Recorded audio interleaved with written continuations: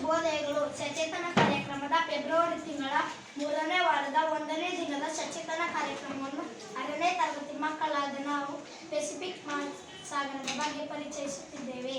Naveen, Pacific ಮಹಾಸಾಗರ ಭೂಮಿಯ ಅತ್ಯಂತ ದೊಡ್ಡ ಮಹಾಸಾಗರ.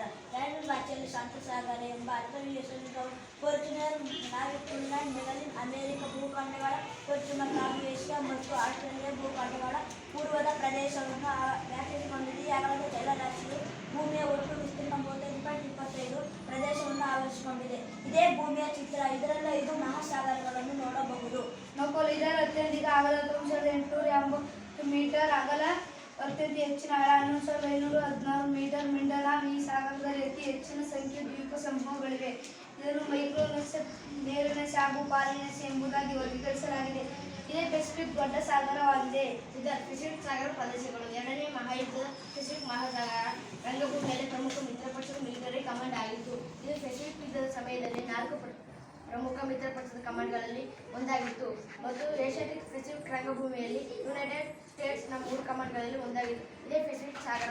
ಇದನ್ನು ಶಾಂತ ಸಾಗರ ಎಂದು ಕರೆಯುತ್ತಾರೆ.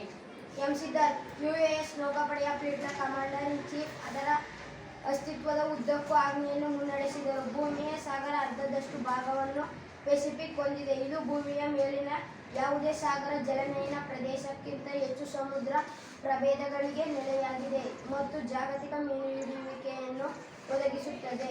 ಶಾಂತ ಸಾಗರದಲ್ಲಿ ಅಲೆಗಳು ಹೆಚ್ಚಾಗಿರುವುದಿಲ್ಲ. ಪ್ರಶಾಂತ್, ಪೆಸಿಫಿಕ್ ಸಾಗರವು ರಾತ್ರಿ ಹೊತ್ತು ನೋಡಲು ತುಂಬಾ ಸುಂದರವಾಗಿ ಕಾಣುತ್ತದೆ. ಧನ್ಯವಾದಗಳು.